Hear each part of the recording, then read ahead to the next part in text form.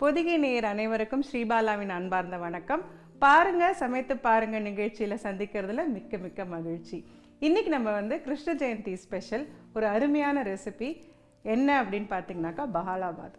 அதாவது தயிரில் இதை பண்ண போகிறோம். இதுவும் கிருஷ்ணருக்கு உகந்த ஒரு பிரசாதம்.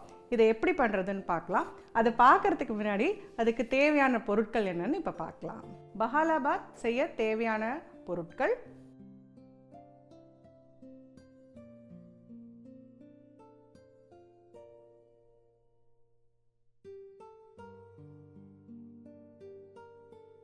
வறுத்த சேமியா 2 கப், தயிர் 1 கப், கடுகு 1 டீஸ்பூன், சீரகம் 1 டீஸ்பூன், உளுந்து 1 டீஸ்பூன், பச்சை மிளகாய், இஞ்சி, கொத்தமல்லி, கருவேப்பிலை, புதினா சிறிய அளவு. அது தவிர்த்து எண்ணெய் தாளிக்கிறது, உப்பு தேவையான அளவு.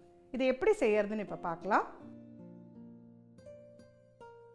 பஹாலாபாத் பண்ணணும் அப்படிங்கும்போது சேமியாவில் தான் ஜென்ரலாக அதை நம்ம செய்வோம். நம்ம இப்போ வறுத்த சேமியா நம்மளுக்கு மார்க்கெட்டில் நிறையவே கிடைக்கிது. அதாவது டபுள் ரோஸ்டட் சேமியா அப்படின்னு கிடைக்கிது. அது பார்த்திங்கனாக்கா இந்த மாதிரி இருக்கும். நீங்கள் இதை ரோஸ்ட் பண்ணாத சேமியாவில் பண்ணிங்கனாக்கா என்ன ஆகுனா அப்படியே ஒட்டிக்கிட்டு மொத்தையாகிடும். அதனால் நீங்கள் இந்த டபுள் ரோஸ்டட் சேமியாவில் பண்ணலாம். அதையுமே எப்படி ஒட்டாமல் பண்ணுறது அப்படிங்கிறதையும் நான் இப்போ காட்டுறேன். அதாவது ஒரு டிஃப்ரெண்ட் டெக்னிக் நம்ம யூஸ் பண்ண போகிறோம். இது ஈஸியாக கிடைக்கும். இதை என்ன பண்ண போகிறோன்னா, தண்ணியில் இப்போ ஒரு புலாவோ இல்லை பிரியாணியோ பண்ணும்போது நம்ம வடிசலுக்கு சாதத்தை ஹாஃப் டன் பண்ணுறோம் இல்லையா, அந்த மாதிரி இதை தண்ணியில் நல்லா வேக வச்சு நம்ம வடித்து வச்சுருவோம். அதுக்கப்புறமா தாளிச்சிட்டு தயிர் ஊற்றிட்டு மிக்ஸ் பண்ணிட்டாக்கா உங்களுக்கு அழகாக ஒட்டாமல் நீட்டாக இருக்கும். ரொம்ப டேஸ்ட்டாக இருக்கும்.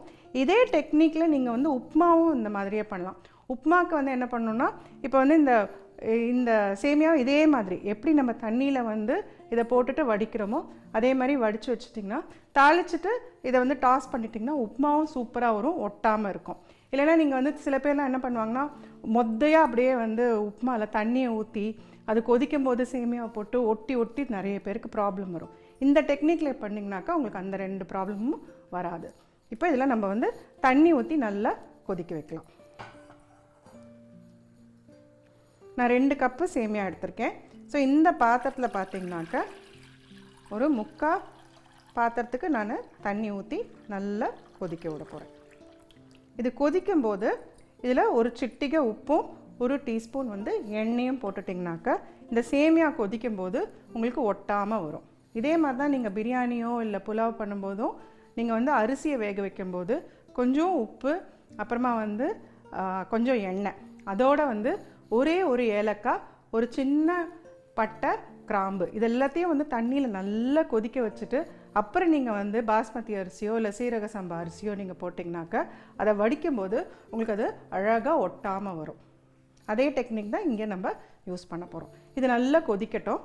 இது அதாவது அரை கொதிக்கும்போது நான் உப்பும் எண்ணெயும் ஊற்ற போகிறேன். பார்த்திங்கன்னா நல்லா தண்ணி கொதி வருது. இந்த சமயத்தில் நான் நல்லாவே கொதி வருது. ஸோ அரை ஸ்பூன் உப்பு, அதோட கொஞ்சம் எண்ணெய்.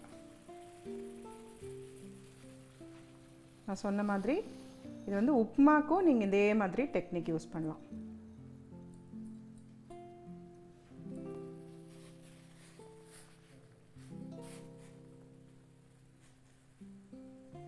இது ஒரு 5லேருந்து 7 நிமிஷம் நல்லா நீங்கள் இந்த மாதிரி பண்ணிட்டீங்கன்னா உங்களுக்கு நீட்டாக இது வெந்துடும்.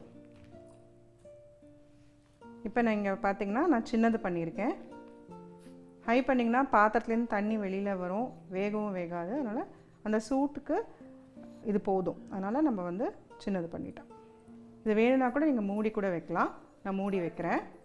மூடும்போது நீங்கள் என்ன பண்ணணும்னா, இந்த மாதிரி இந்த மூடியில் இந்த ஆவி வெளியில் வரத்துக்கு உண்டான ஹோல் இருந்ததுன்னா அப்படி வைக்கணும். அப்படி அது மாதிரி இல்லை அப்படின்னா நீங்கள் லைட்டாக இப்படி வைக்கணும். இதில் இருக்குது. அதனால் ஏன் அப்படின்னாக்கா இது பொங்கும்போது தண்ணி மேலே அப்படியே வந்துடும். அதுக்காக இது பெட்டராக இருக்கும். இந்த மாதிரி இருந்துச்சுன்னா ஒரு 3 நிமிஷம் இந்த மாதிரி நல்லா இது கொதிச்சப்புறமா பார்க்கலாம். மேக்ஸிமம் உங்களுக்கு 5 to 7 மினிட்ஸ் தான் இதுக்கு தேவை. பார்த்திங்கனாக்கா நான் அந்த மூடி போட்டிருக்கேன். சைடில் நல்லா கொதிச்சுட்டு வருது. ஆவிக்கு போகிறதுக்கு இடம் இருக்கிறதுனால இந்த தண்ணி வந்து மேலே வந்தாலும் வெளியில் வந்து உங்களுக்கு கொட்டாமல் இருக்கும். இது ரொம்ப ரொம்ப முக்கியம். இப்போ நான் வந்து இதை லைட்டாக கிளறேன். இப்போ வெந்துருச்சுனாலும் வந்து இதை ஆஃப் பண்ணிடலாம். பார்க்கலாம், வெந்துடுச்சு. நான் இதை இப்போ ஆஃப் பண்ண போகிறேன். எப்போவுமே வந்து இது வந்து இந்த மாதிரி டெக்னிக் பண்ணும்போது எப்படி அப்படின்னாக்க தண்ணி கொஞ்சம் அளவு வந்து ஜாஸ்தி வைங்க. ஏன் அப்படின்னா நம்ம வடிக்கும் போது உங்களுக்கு வந்து தண்ணி நிறைய இருந்துக்கும் போது கொதிக்கும் போதும் வடிக்கிறதுக்கும் உங்களுக்கு வந்து ஈஸியாக இருக்கும். நீங்கள் தண்ணி ரொம்ப கம்மியாக வச்சு இதை வந்து நல்லா கொதிக்க விட்டுட்டு வடிச்சிங்கன்னா அதுலேயும் அந்த ஸ்டார்ச், அதாவது அந்த மாவு சத்து வந்து ரொம்ப உங்களுக்கு வந்துட்டு மொத்தியாயிடும். ஸோ நான் நல்லா சொன்னேன், இந்த பாத்திரத்தில் நான் 3/4 தண்ணி ஊற்றிட்டு 2 கப்பு, அதாவது இந்த இதால் 1 கப்பு, நம்மளோட இந்த கப்பால் 2 கப்பு நம்ம வந்து வறுத்த சேமியா போட்டிருக்கோம். ஸோ அந்த அளவெல்லாம் நீங்கள் வந்து கரெக்டாக பார்த்துக்கணும். ஆஃப் பண்ணிவிட்டு இதை வந்து வடிச்சிடலாம். இதை நான் வடிக்கிறேன்.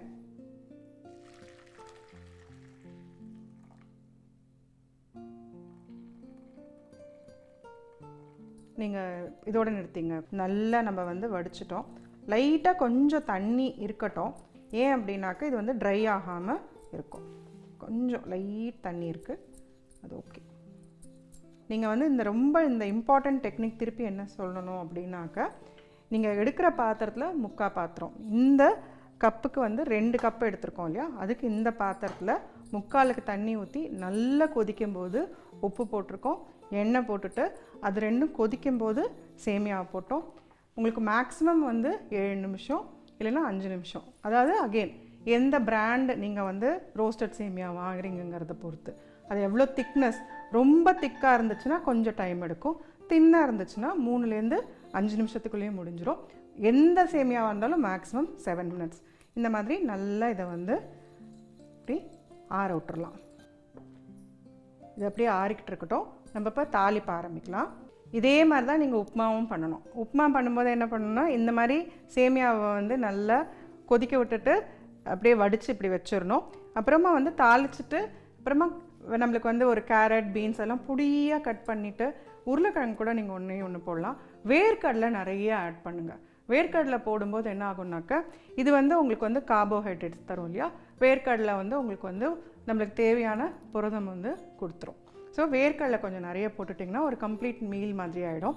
ஸோ தாளிக்கும் போது நீங்கள் வந்து கடுகு, உளுத்தம்பருப்பு, கடலைப்பருப்புலாம் கொஞ்சம் நிறைய போடுங்க. பருப்பு சேரும் குழந்தைங்களுக்கு. அதுக்கப்புறம் கொஞ்சம் வேர்க்கடலை, அதை வறுத்த அப்புறமாக்க வந்து இஞ்சி, பச்சை மிளகா, இதில் வந்து புதினாவும் நல்ல ஒரு ஃப்ளேவர் கொடுக்கும். ஸோ புதினாவும் நம்ம வச்சுருக்கோம். கொத்தமல்லி, கருவேப்பிலை எல்லாத்தையும் போட்டுட்டு கேரட், பீன்ஸ், அப்புறமா வந்து உருளைக்கிழங்கு எல்லாம் ஆனால் வந்து பொடியாக கட் பண்ணுங்கள். இந்த உங்ககிட்ட வந்து பட்டாணி இருந்தால் பட்டாணியும் ஆட் பண்ணிக்கலாம், அதுவும் உங்களுக்கு புரதச்சத்தை கொடுக்கும். ஸோ இது எல்லாத்தையும் நல்லா வதக்கின அப்புறமா இதை வந்து நம்ம எப்படியுமே முன்னாடியே குக் பண்ணி வச்சிட்டோம். அப்படியே டாஸ் பண்ணிட்டிங்கன்னா சேமியாவில் புலாவ் பண்ணுற மாதிரியே இருக்கும். அந்த மாதிரி ஒரு டேஸ்ட் இருக்கும். இப்போ இதில் எண்ணெய் 2 டீஸ்பூன் எண்ணெய் ஊற்றிருக்கேன். இது வந்து ஒரு நல்ல வந்து டேஸ்டான ஒரு தயிர் சேமியா. இது வந்து இதில் வந்து கிருஷ்ண ஜெயந்திக்கு பார்த்தீங்கன்னாக்க இது வந்து பஹாலாபாத் வந்து ஒரு ஸ்பெஷல் ரெசிபியாக கொடுக்கலாம். அவலில் பண்ணுவாங்க. அவலில் வந்து உப்பு அவல், வெள்ளை அவல், அப்புறமா தயிர் அவல், 3மே வந்து கிருஷ்ணருக்கு படைக்கிற மாதிரி சேமியாலும் நம்ம வந்து பஹாலாபாத் பண்ணலாம். முதல்ல கடுகு, இப்போது சீரகம், உளுந்து, இந்த பருப்பு வகையெல்லாம் கொஞ்சம் நீங்கள் ஜாஸ்தியாக போடலாம். தேவைப்பட்டால் முந்திரி கூட நீங்கள் போட்டுக்கலாம். அடுத்தது கட்டி பெருங்காயம் நான் என்ன பண்ணியிருக்கேன்னா சின்னதாக கட் பண்ணி வச்சுருக்கேன். ஸோ இது வந்து ஒரே ஒன்று. இது வந்து இந்த தயிர்லாம் நம்ம ஆட் பண்ணும்போது நல்லா கரைஞ்சிரும். அடுத்தது பச்சை மிளகா, இஞ்சி, கருவேப்பிலை, புதினாவும் கொத்தமல்லியும் நம்ம கடைசியில் ஆட் பண்ணலாம். இதில் தேவையான அளவு உப்பு பார்த்திங்கன்னா ஒரு 1/2 ஸ்பூன் போட்டிருக்கேன். அதில் வேறு கொஞ்சம் ஆல்ரெடி நம்ம வந்து உப்பு போட்டு தான் அதை நம்ம வந்து வேக வச்சோம். இதை நல்லா மிக்ஸ்.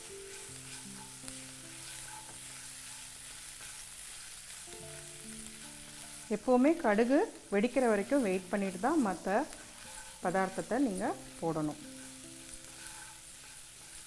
இப்போ இதில் நம்ம வச்சுருக்கிற சேமியா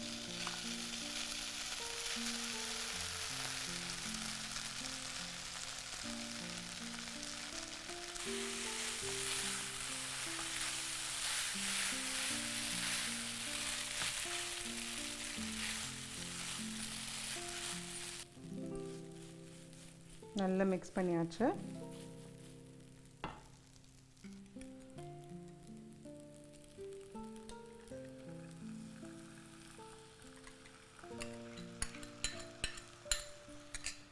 ஃப்ளேம் வந்து ரொம்ப ரொம்ப மிதமான சூடாக இருக்கணும்.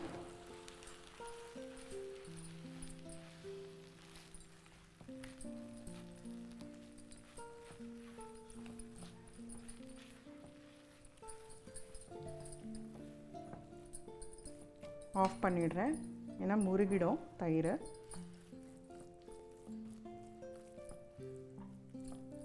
நீங்கள் வந்து ஃபுல் க்ரீம் மில்கில் வந்து இந்த இதுக்கு தயிர் எடுத்தீங்கன்னாக்கா நல்லாயிருக்கும்.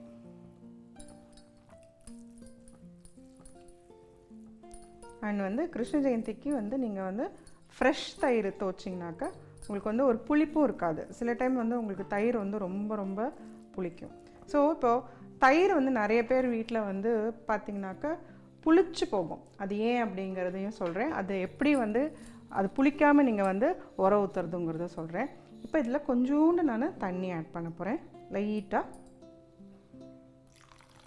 ஃபர்தராக உங்களுக்கு தயிர் தேவை இருக்காது இதில், ஏன்னா இது இறுகிட்டு தான் போகும். இறுகும்போது நீங்கள் தண்ணி இல்லைனாக்கா பால் ஊற்றிக்கலாம். மேலே மேலே தயிர் ஊற்றாதீங்க, புளிப்பு தன்மை வந்து ஜாஸ்தியாகிடும்.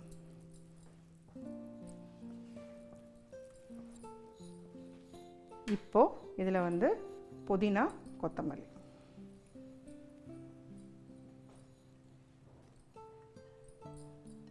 புதினா எப்போவுமே நான் வந்து ஃபுல்லாக அப்படியே போடுவேன், கட் பண்ணாமல் போடுவேன். அப்போ உங்களுக்கு அந்த டேஸ்ட் வந்து அருமையாக இருக்கும்.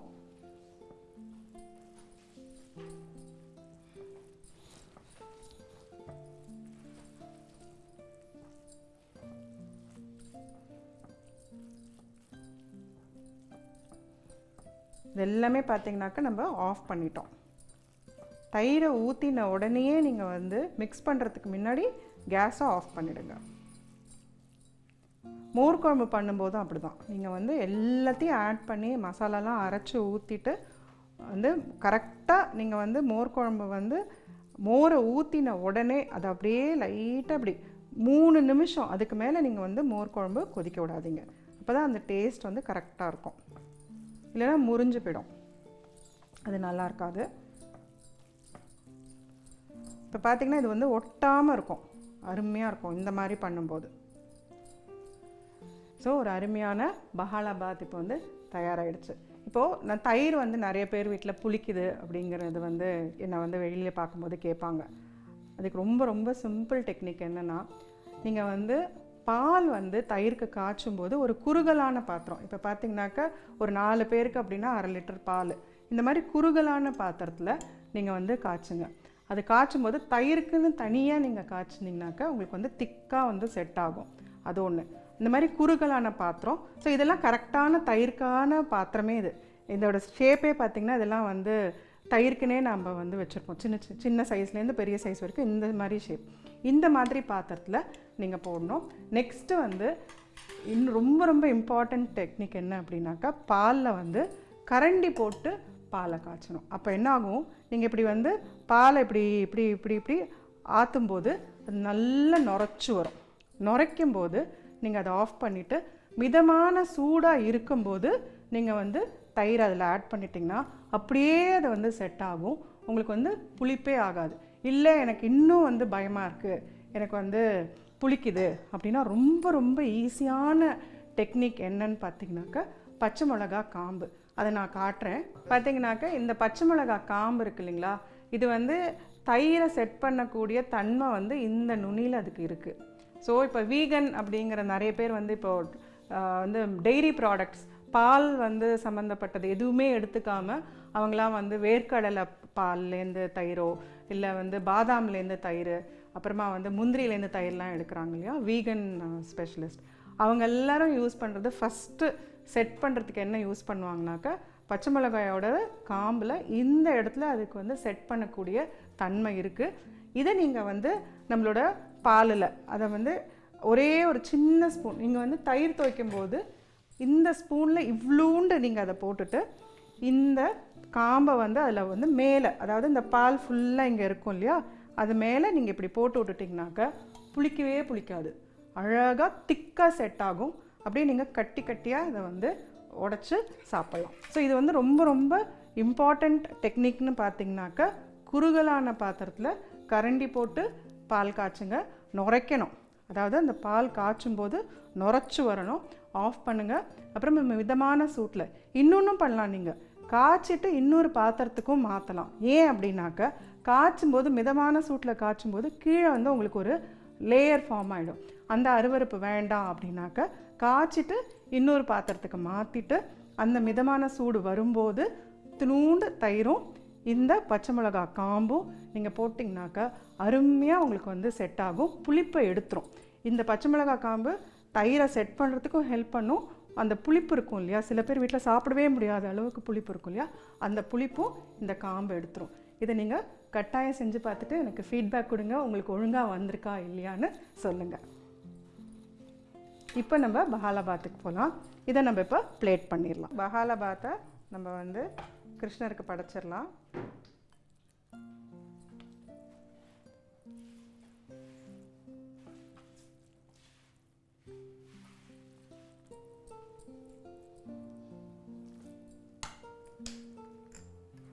ஸோ பார்த்திங்கனாக்கா ஒரு அருமையான பஹாலாபாத் இப்போது தயாராகிடுச்சு.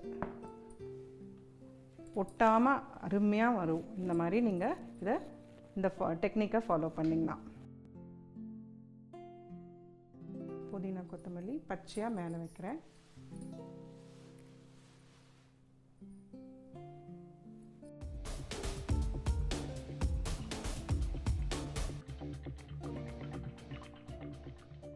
கிருஷ்ண ஜெயந்தி ஸ்பெஷல் சேமியா பஹாலாபாத் ஒரு ரீகேப் பார்க்கலாம். நல்ல தண்ணியை வந்து கொதிக்க விட்டு உப்பும் நல்லெண்ணையும் ஆட் பண்ணி நல்லா அது கொதிக்கும் போது இந்த 2 கப்பு வறுத்த சேமியாவை நல்லா அதில் வந்து ஆட் பண்ணுறோம். சேமியாவை போட்டுட்டு 3லேருந்து 7 நிமிஷம் பிராண்டுக்கு தகுந்த மாதிரி நீங்கள் வந்து அதை வேக வைக்கணும். வேக வச்சுட்டு அதை வடிச்சிடணும். அப்புறம் இன்னொரு கடாயில் எண்ணெயை ஊற்றி எண்ணெய் நல்லா சூடானதும் கடுகு, சீரகம், கடலைப்பருப்பு, உளுத்தம்பருப்பு, பச்சை மிளகா, இஞ்சி, கருவேப்பிலை, உப்பு ஆட் பண்ணணும். ஒரு சின்ன கட்டி பெருங்காயம், இது எல்லாத்தையும் அதில் போட்டு நல்லா அதை வந்து மிக்ஸ் பண்ணணும். மிக்ஸ் பண்ண அப்புறமா வேக வச்ச சேமியாவை அதில் போட்டு திருப்பி ஒரு தடவை நல்லா மிக்ஸ் பண்ணுங்கள். அதோட அந்த உப்பும் காரமும் நல்லா அது வந்து மிக்ஸ் ஆகிற மாதிரி. அது மிக்ஸ் ஆன அப்புறமா ஆஃப் பண்ணிவிட்டு நம்ம ஃப்ரெஷ்ஷாக உர வச்சுருக்கிற தயிர் அதில் ஊற்றிட்டு அதை நல்லா மிக்ஸ் பண்ணிவிட்டு அதுக்கு மேலே வந்து கொத்தமல்லியும் புதினாவும் போட்டுட்டாக்க அருமையான பஹாலாபாத் தயாராகிடும். கிருஷ்ண ஜெயந்தி ஸ்பெஷல் பஹாலாபாத் நம்ம பொதிகையில் இன்றைக்கி அருமையாக இது எப்படி செய்கிறது அப்படின்னு பார்த்தோம். இதை நீங்கள் கட்டாயம் செஞ்சு பார்த்துட்டு எனக்கு ஃபீட்பேக் கொடுங்க. மீண்டும் அடுத்த நிகழ்ச்சியில் சந்திக்கும் வரை நன்றி, வணக்கம்.